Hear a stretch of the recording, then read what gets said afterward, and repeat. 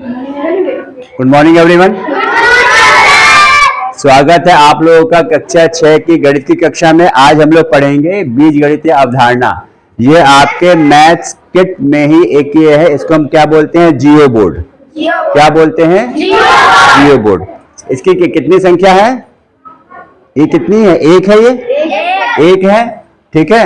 हम अगर यहाँ पे कुछ क्यूब ले लें बेटा, आप इधर आ जाओ बेटा, आप इधर आ जाइए बेटा, पकड़ो इसे ऐसे, दिख रहा है? देखो, अब इसमें हम अगर ये कह दें आपके पास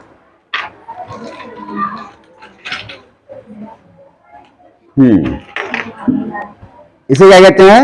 ये ब्लॉक्स हैं। कितना है ये? एक। अब इसमें कितने रखे हैं देखो, इसमें 1 2 3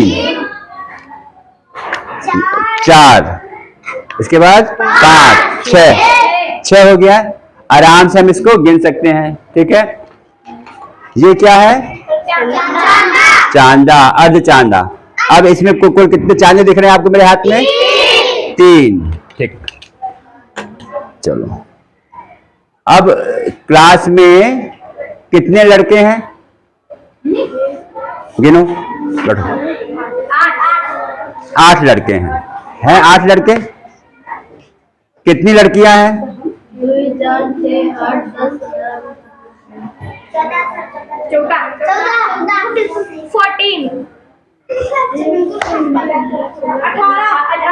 18 लड़कियां हैं। कुल कितनी लड़कियां हैं बेटा? 18 लड़कियां।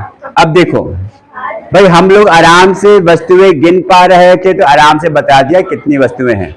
अगर मैं अब आपसे पूछूं कि इसमें कितने क्यूब हैं,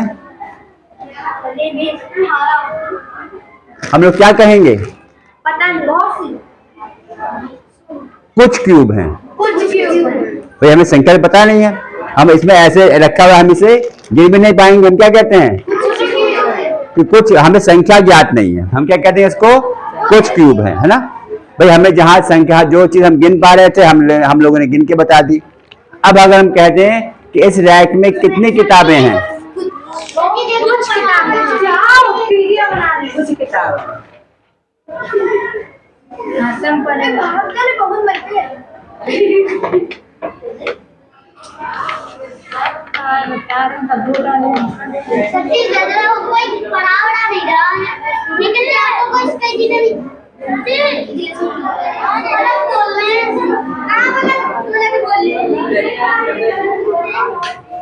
ठीक है। अब इसमें क्या हो जाएगा आपके पास? हम अगर इसकी बात करें, इसमें कहते हैं कुछ क्यूब हैं, हम गिन नहीं पाएंगे। अगर इसी रैक में कितनी किताबें हैं, तो अब देखा जाए बहुत सारी किताबें रखी हुई हैं। अब या तो एक एक करके गिने, या हम लोग क्या कहेंगे? भाई कुछ किताबें हैं, है ना। कितनी, ठीक है। अब आप कितनी कुर्सियां हैं? कुछ कुर्सियां हो जाएंगी। ऐसा है कि नहीं है? तो हम अगर चीजें गिन पाते हैं, बता दें इतने हम गिन पाएंगे। हम जब वस्तुओं को गिन ना पाए, जैसे हम यहाँ पे कहते हैं, हम क्या कहते हैं? बीज गणित। क्या पढ़ने वाले हैं? बीज गणित की अवधारणा। अभी तक जो भी संक्रियाएं, हम लोगों ने 4 प्रकार की संक्रियाएं पढ़ी हैं, जोड़ना, घटाना, गुणा, भाग। अभी तक सारी संक्रियाएं हमने हमेशा संख्याओं के साथ की हैं। संख्याओं में हम लोगों ने प्राकृतिक संख्या, पूर्ण संख्या और पूर्णांक संख्या, हमने चैप्टर 3 पढ़ चुके हैं। 3 पार्ट इसी के तो थे। पहला प्राकृतिक संख्या का था, फिर पूर्ण संख्या का था, फिर पूर्णांक संख्या का था। हम तो संख्याओं पर हम लोग जोड़ना भी कर चुके हैं, घटाना भी कर चुके हैं और गुणा और भाग भी कर चुके हैं। और कल ही हम लोगों ने बोर्ड मास में जो बोर्ड मास नियम के अंतर्गत हमने प्रश्न हल किए थे, उसमें हर चीज आपके पास आ गई थी। यही चारों प्रकार की संख्याएं अब आपको बीज गणित में करनी है। यही 4 है ना। हमें इतना समझ में आ गया। अगर अब हम कहते हैं इसमें कितने बीड्स हैं, कितने मोती हैं? कुछ मोती हैं, है ना। अब हम कहते हैं इसमें कितने ये हैं? चलो कुछ गोटियां हैं कह सकते हैं। चलो भाई यहाँ पे है ना, ब्रेड भी है, ब्लू भी है ना। चलो अब हम कह दें अगर इसमें, हाँ, अब यहाँ पे हम क्या कह सकते हैं? हम अगर कह दें आपके पास, राम के पास 5 आम हैं, कितने आम हैं? 5 आम हैं। फिर हम कह दें कुछ आम उसको किसने दे दिए? कौन देगा? चलो लक्ष्मी ने दे दिए। चलो लक्ष्मी ने उसको कुछ आम और दे दिए भाई। अब राम के पास कुल कितने आम हो जाएंगे? कुछ आम। 5 पहले से थे प्लस कुछ की संख्या हमें ज्ञात नहीं है, तो हम लोग क्या कह सकते हैं कि राम को लक्ष्मी ने x आम दिए। आया समझ में? भाई जो कुछ है, जो संख्या हमको नहीं पता है, उसको हम जो बार बार कुछ वर्ड यूज कर रहे हैं, हमने उसको किसी अक्षर से उसको रिप्रेजेंट कर दिया, किसी अक्षर से उसको दिखा दिया। मान लो, अब एक और प्रश्न लेते, चलो एक चीज और मान, क्या माने, अंकित की उम्र, अभी मान लो वो 10 साल का है, चलो मान लो हाँ 10 साल का है, तो y वर्ष के बाद कितना हो जाएगा? हम मान लो 5 वर्ष के बाद उसकी कितनी उम्र हो जाएगी? 15। कैसे आ रहा है? जोड़ करके। भाई 10 में 5 जोड़ दिया हमने, 15 आ गया। ये तो गया। अब हम कहते हैं अगर कि मान लो अगर a वर्ष के बाद कितनी उम्र होगी उसकी? a वर्ष। अब हमने 5 की जगह क्या कर दिया है? a। तो अभी अगर उसकी उम्र 10 साल है, a वर्ष के बाद उसकी उम्र हो जाएगी 10 प्लस a, इतने साल का वो हो जाएगा। भाई 5 वर्ष के बाद का हमें उम्र निकालो, 5 हमने जोड़ा तभी ना 15 आया था। जब ये कहता है आपके पास a वर्ष है, तो हम लोग क्या कह देंगे कि क्या हो जाएगा आपके पास? 10 प्लस a। ठीक है, कोई दिक्कत किसी को? अब दूसरा देखो, मान हम यहाँ बात करें वर्ग की। वर्ग क्या होता है याद पता है किसी को? एक ऐसा चतुर्भुज जिसकी चारों भुजाएं बराबर होती हैं। क्या होती है? चारों भुजाएं बराबर। अब मान लो इसकी यहाँ पे भुजा 2 सेंटीमीटर है, इसकी भुजा आपके पास 2 सेंटीमीटर है। ठीक, दूसरा एक और वर्ग देख लेते हैं भाई, इसको PQRS वर्ग हमने क्या बताया था? एक ऐसा चतुर्भुज जिसकी चारों भुजाएं बराबर और प्रत्येक कोण आपके पास होता है 90 डिग्री का।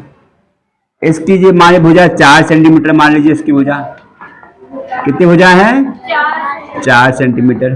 ठीक, एक और भुजा मान लें, एक और वर्ग मान लीजिए, इसकी हमें भुजा नहीं ज्ञात है। अब इसकी हम क्या माने भाई? भुजा LMNO कह दो, चलो OLMN, इसकी भुजा हमें नहीं मालूम, हम क्या कह सकते हैं? इस तीसरे वर्ग की भुजा कुछ सेंटीमीटर है, नहीं ज्ञात है, कुछ सेंटीमीटर हम मान सकते हैं। तो क्या हो गया? हम किसी अक्षर को मान लें, x सेंटीमीटर है, तो इसकी ये भुजा भी क्या होगी? x सेंटीमीटर, है ना? तो अभी हमने क्या देखा? x देखा, देखो a देखा, ये 2 अक्षर देखे हैं। यानी जो हम अक्षर यूज कर रहे हैं, या अल्फाबेट यूज कर रहे हैं, वो आपके बीज हैं।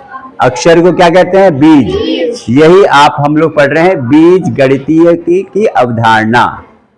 जो हम लोग संक्रियाएं कर रहे थे संख्याओं के साथ, वही संख्या हम लोग क्या करेंगे बेटा? वही हम पढ़ेंगे अब अल्फाबेट के साथ या अक्षरों के साथ। जैसे हम एक और उदाहरण ले लें हम इसमें। आपके स्कूल में विद्यार्थी हैं, मान लो हम कहते हैं अगर एक विद्यार्थी, प्रत्येक विद्यार्थी आपके स्कूल में वृक्षारोपण जब उत्सव मनाते हैं हम लोग, करीबन एक विद्यार्थी 2 पौधे लगाता है। एक विद्यार्थी कितने पौधे लगाता है? 2 पौधे लगाता है। एक विद्यार्थी कक्षा में या विद्यालय में 2 पौधे लगा रहा है, ऐसा है।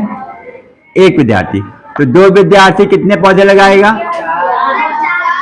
2 गुणा 2 क्या आएगा? 4 पौधे हो जाएंगे।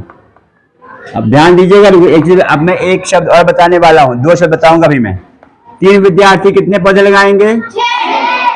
कैसे आ रहा है? 2 गुणा 3 6।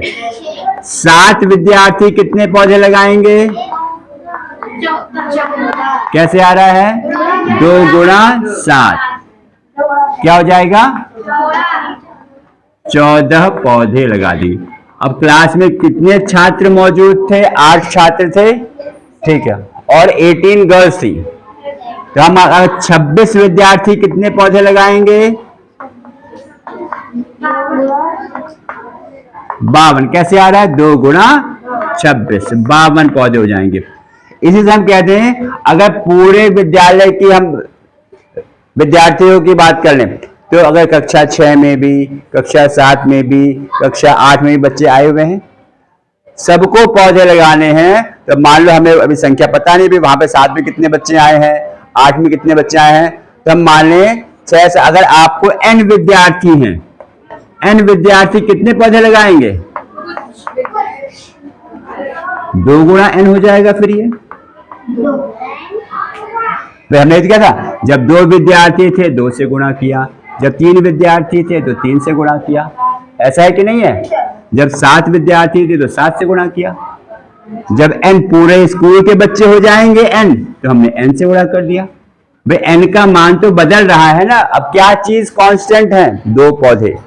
क्या चीज फिक्स है? 2 पौधे। यही तो है भाई, ये 2 सब में फिक्स है कि नहीं है? Yes, sir. और ये बदल रहा है, ठीक।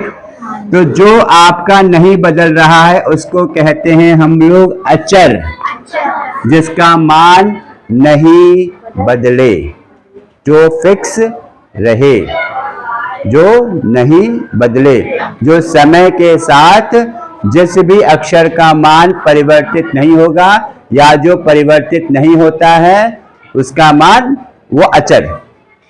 और जो परिवर्तित होता है n, क्या है ये? चर। n क्या है बेटा? चर। इसको कहते हैं अचर को कांस्टेंट, चर को कहते हैं हम लोग वेरिएबल। अभी सुनना है बेटा, बस सुनो, समझो इसे। अभी कहानी सुनो आराम से, लिखने की आवश्यकता नहीं है, पहले सुनिए। अभी मैंने क्या बताया है? बीज गणित की अवधारणा। अभी तक मैंने क्या क्या बता दिया है? अभी तक जो संक्रियाएं, 4 संक्रियाएं कौन कौन सी पढ़ी हम लोगों ने? एडिशन, सब्ट्रैक्शन, मल्टीप्लिकेशन, डिवीजन, जोड़ना, घटाना, गुणा, भाग। ये अभी तक हम लोग संख्याओं के साथ कर रहे थे। अब ये किसके साथ करना है? अल्फाबेट के साथ, अक्षर के साथ। यही अल्फाबेट या अक्षर आपके, इसको हम बीज कहते हैं। क्या कहते हैं? बीज, है ना? बीज कह लो या गणित गणित कह लो। तो यहाँ पे n कह रहा है भाई पौधे सबको n ही लगाने हैं। बच्चों की संख्या बदल सकती है। मान लो आज अगर 28 बच्चा आया है तो कल हो सकता है कि 32 बच्चे आ जाएं। ऐसा है कि नहीं है?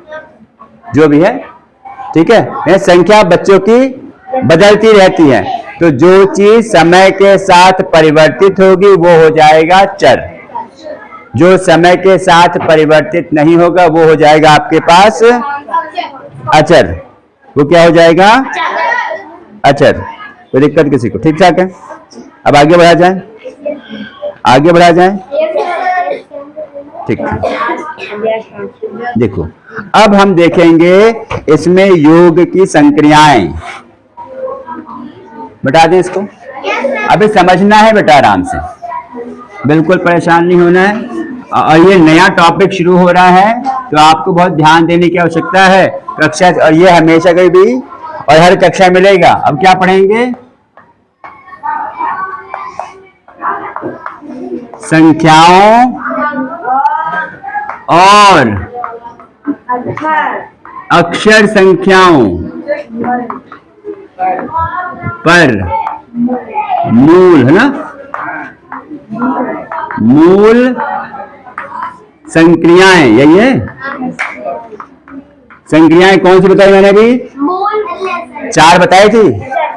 क्या बताया था? पहला जोड़ने की, योग की संक्रिया। अब हम देखेंगे भाई बीज गणित में कैसे योग की संक्रिया इस्तेमाल होती है।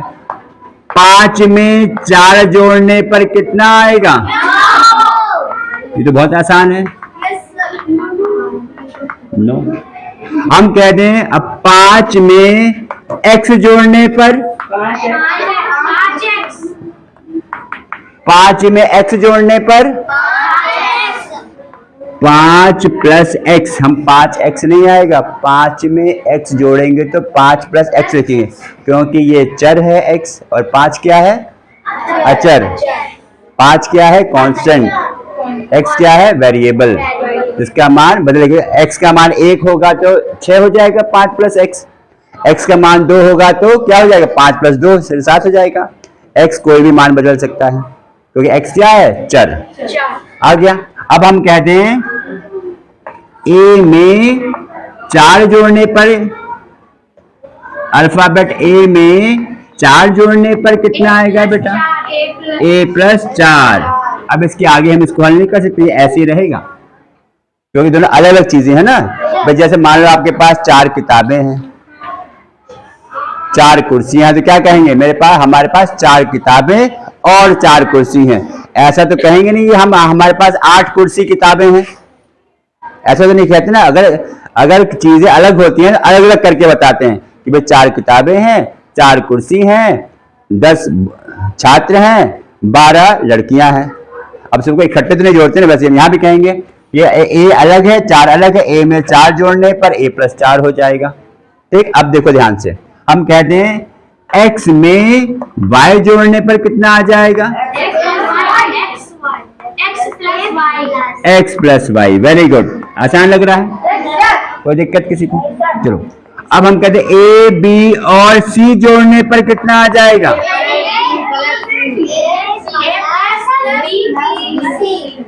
a plus b plus c।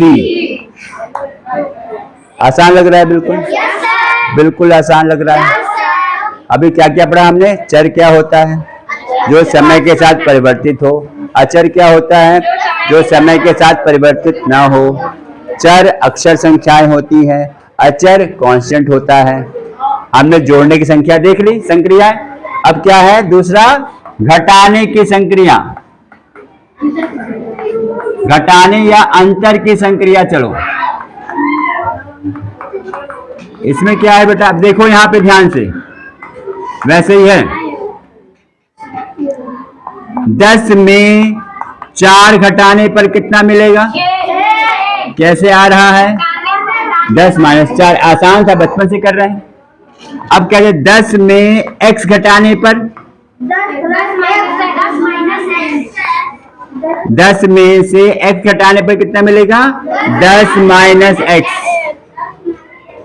कोई दिक्कत? ठीक ठाक। अब x में से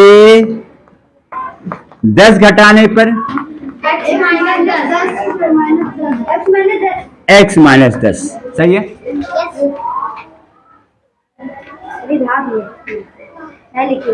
लो कहाँ चली गई?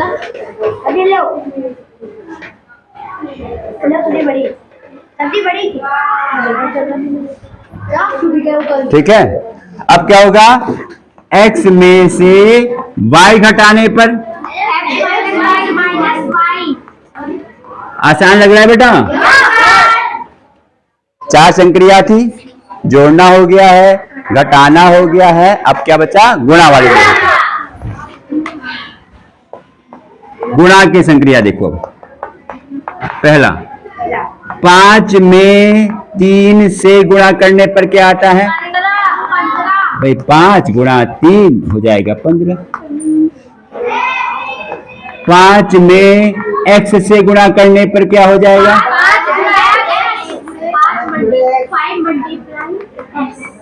5x। ठीक है। देन y में 4 से गुणा करने पर क्या हो जाएगा? y गुणा 4। तो क्या कह सकते हैं? 4y। भाई चाहे y गुणा 4 कहें, चाहे 4 गुणा y कहें, हमेशा 4y आना है। भाई ये तो पता है ना कि 2 गुणा 3 करोगे तो भी 6 आएगा, 3 गुणा 2 करोगे तब भी 6 आता है। तो संख्याओं को बदलने पर मान तो नहीं बदलता है ना, चाहे हम इसको 4 गुणा y करें, चाहे y गुणा 4 करें। अब देखो y में z से गुणा करने पर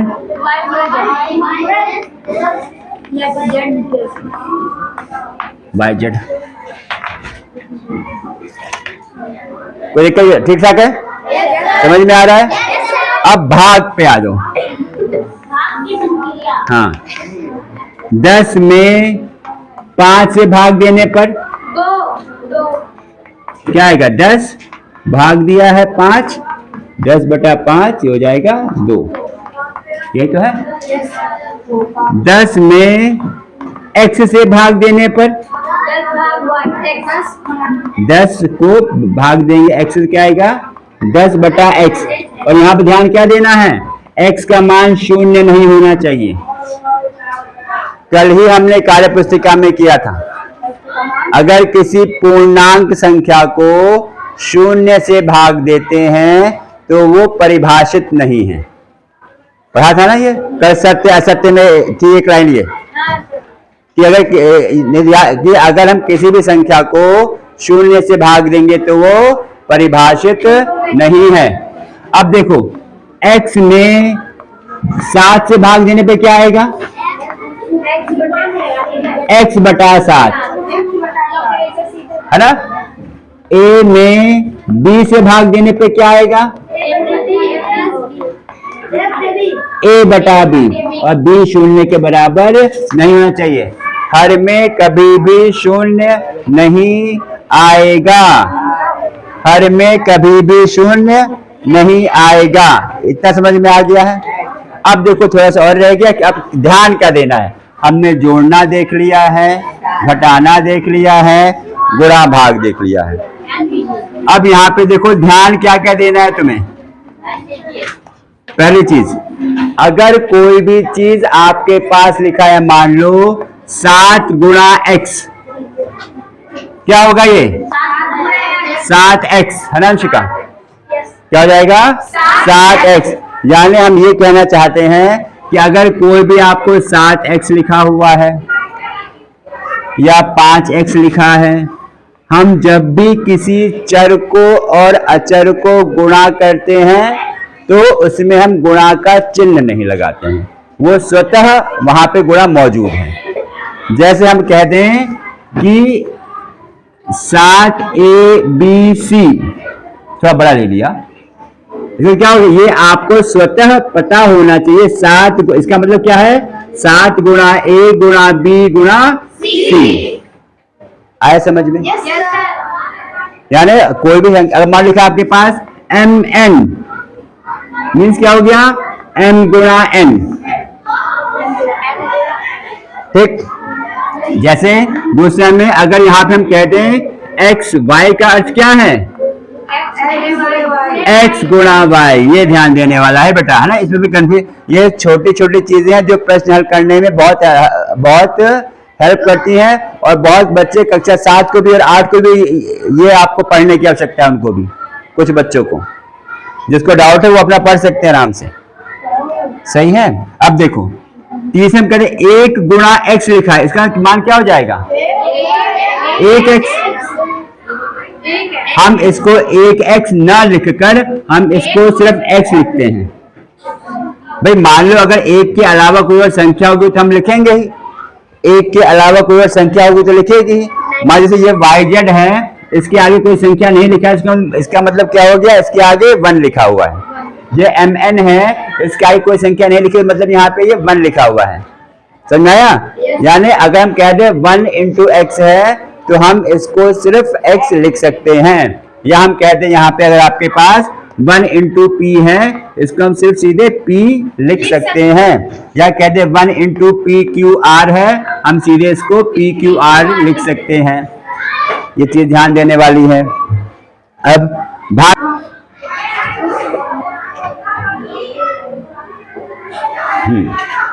देखो, अगर a का मान 2 है, b का मान 3 है, तो a गुणा b बराबर b गुणा a आराम से हो जाएगा, क्योंकि दोनों का मान समान है। सही है भाई, 2 तिया 6, 3 दूनी 6। लेकिन अगर a और b का मान समान नहीं है तो ये आपका बराबर नहीं होगा। चौथे में अगर हम भाग की बात करें, 5वें में a भाग करोगे b से, क्या आ जाएगा, a बटा b, और b आपका 0 नहीं होना चाहिए, b आपके पास 0 नहीं होना चाहिए। सही है।